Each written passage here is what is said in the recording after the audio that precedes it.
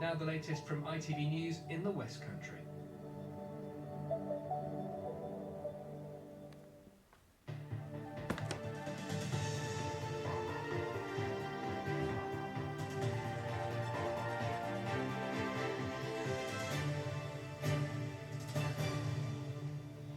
Hello and welcome to Monday's programme. I'm Mark Longhurst. And I'm Kylie Pentelow. Coming up tonight between now and 6:30.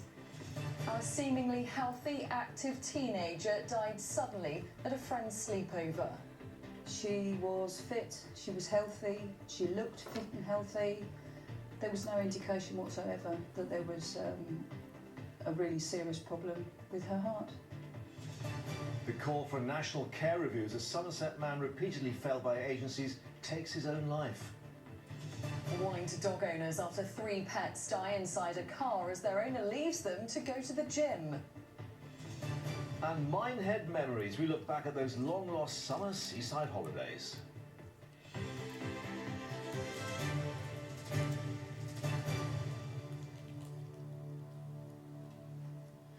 Good evening. The parents of a Wiltshire schoolgirl who died suddenly are now campaigning for national screening for child heart conditions. 14-year-old Hannah Cubin collapsed at a sleepover at a friend's home. The coroner said she was suffering from a heart condition which neither she nor her family were aware of.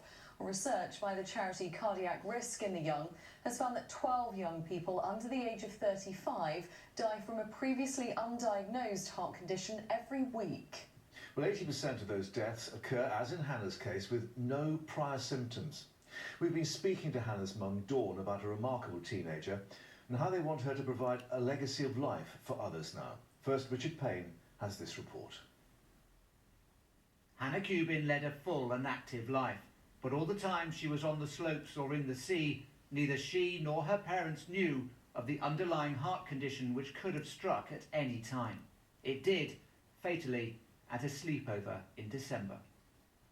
I dropped her off at 5 o'clock in the evening and they went off and did what they were doing in the house, just the two of them.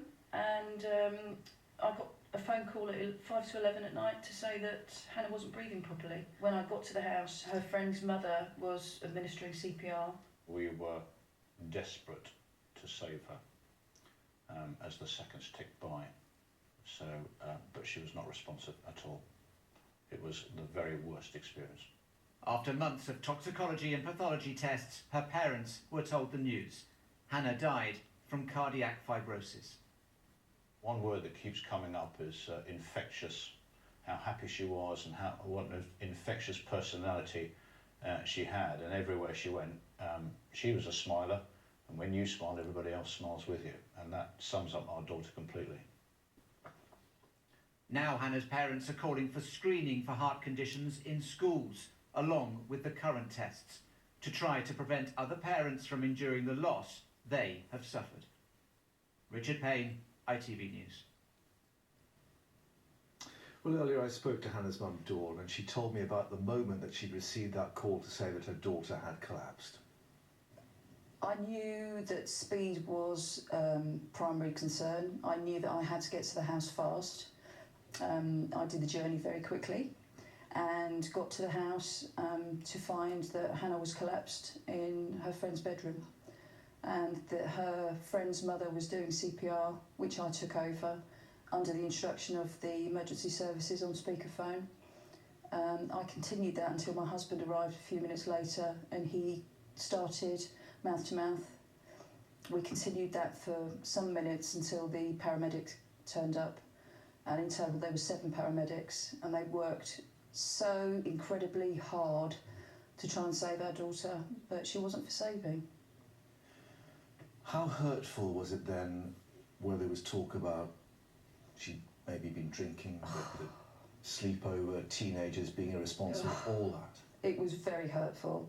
The first hint we had of any rumours being started was actually on a Facebook post. I think it was about 24 hours, well maybe less than 24 hours after Hannah died, the first Facebook post came out saying that she died from alcohol poisoning.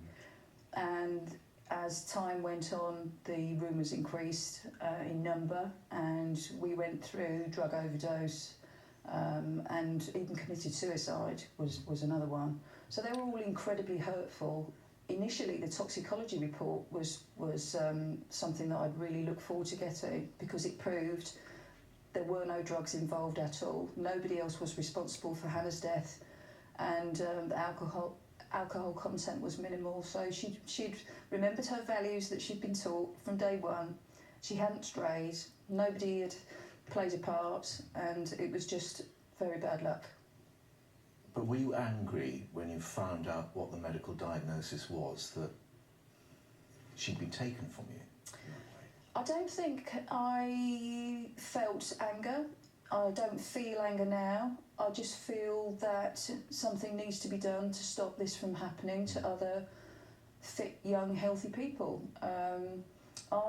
Since we received the post-mortem report, I've done a lot of research and stumbled across the CRY organisation, which is the cardiac risk in the young, and the figures that they quote are absolutely shocking.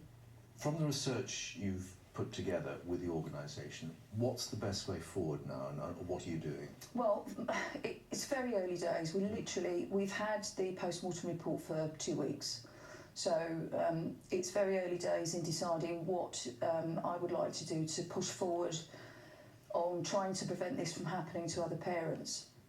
I would like to do fundraising to generate money to pay for heart testing. It's very simple. They start with a medical questionnaire, which goes on then to an ECG, and if there are any hints at all of any problem, they will then send the child or the young adult for an echograph. It's very simple, very easy, doesn't hurt, it's non-invasive, and it will give you at the very least peace of mind that the child is fit and well and healthy. Or could save someone. Exactly, that's the key. Hannah's mum, Dawn, I will update you, of course, on how that campaign progresses.